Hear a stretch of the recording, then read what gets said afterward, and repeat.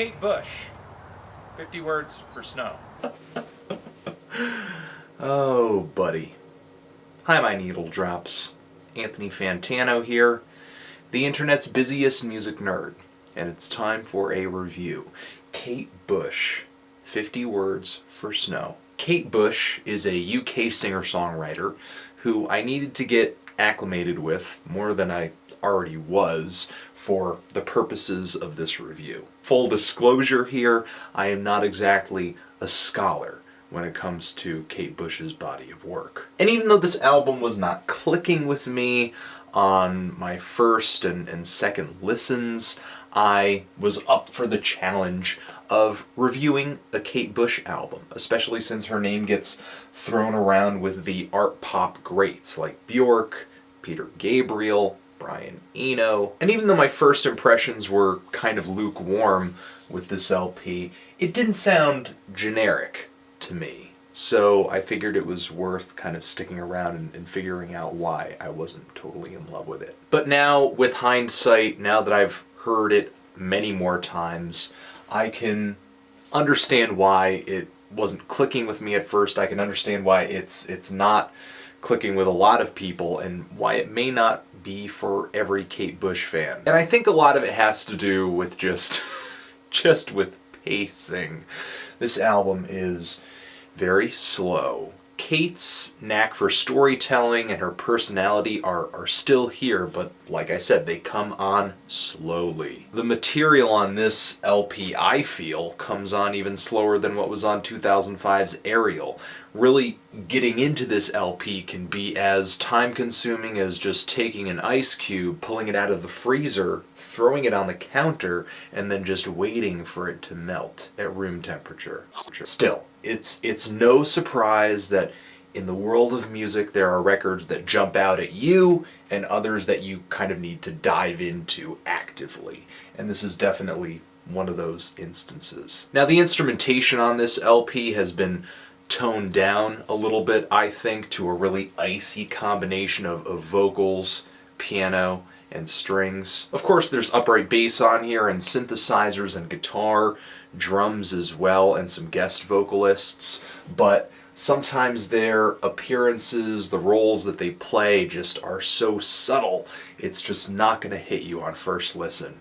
No way. But still, even the first time around, there are some very obvious musical posts that make one track different from the other. The opener features Kate Bush's son actually singing, and shockingly, his voice is a lot like hers, especially when he's reaching into those highs. He just sings with this choir boy falsetto and delivers these lyrics that are kind of penned from the narrative of a snowflake falling to earth, and he just gives it so much innocence and like sincerity, which proves he's as much a singer as he is an actor, kind of like his mother. The track Misty has some really nice eruptions of strings in its center and its finish line. The track Wild Man is easily the most accessible on here, has a really obvious groove, some quirky synthesizers in there, and the chorus just explodes with the youthfulness of Kate's early work. Snowed In at Wheeler Street is a duet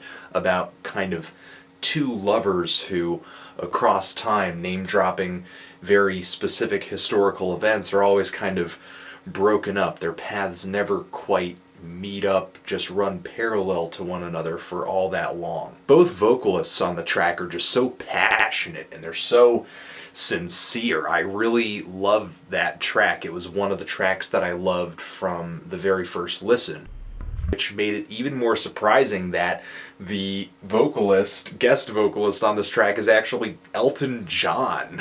The title track is a bit of spoken word with just this groove, this sound and aesthetic that reminds me of a track or two from the new PJ Harvey album. And on that song you pretty much get what the title says. 50 words and phrases for snow, doled out in a very dramatic manner by actor and author Stephen Fry. So yeah, this is a quiet album, but certainly not uneventful. Overall, I found the musical elements of this LP to be pretty nice, pretty solid.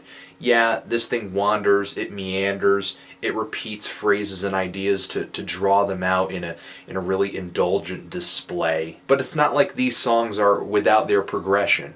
It's just not obvious progression. You've really got to chew this album over to kind of pick up all the subtle flavors that are occurring behind the vocals and the piano. Now the other side of the coin here, and this should be no surprise for Kate fans, is the storytelling element of this album, and just how prevalent that is. The track Lake Tahoe is about this ghost woman who's calling out to her dog she left behind when she died, I'm gathering. And the song Misty, oddly enough, is about a kind of steamy and romantic one-night stand with a snowman. Literally, a snowman. And it's only one night because in the morning, he's nowhere to be found.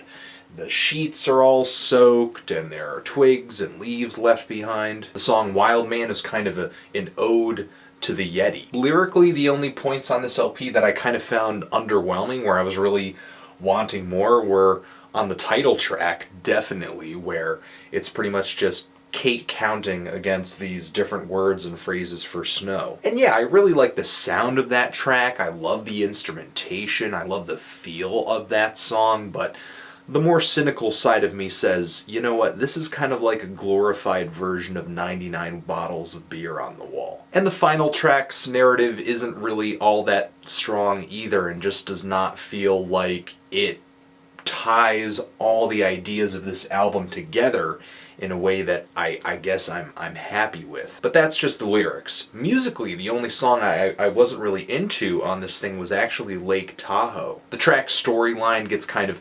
mangled and obscured with all of these elongated vocal notes, which isn't really an issue with a lot of the other songs on this LP. Plus the melodies on Lake Tahoe for me just don't feel as purposeful, don't hit as hard, I guess. Nearly every other song here I kind of felt some kind of strong melodic theme going on, but yet Lake Tahoe just kind of continues to elude me. I'm really enjoying the concept, I'm really enjoying the themes on this thing.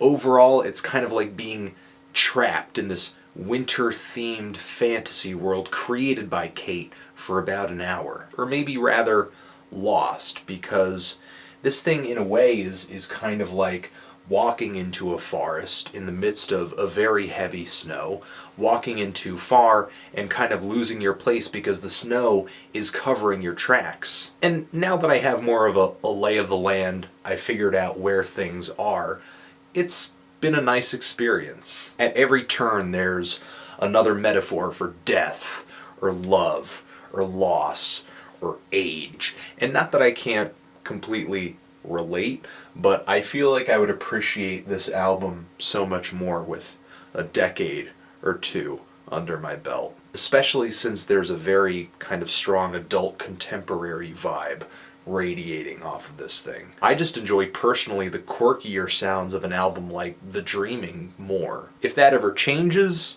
I know the album to go to. Is this thing long-winded? Is it indulgent? Yes, it is so long-winded and indulgent.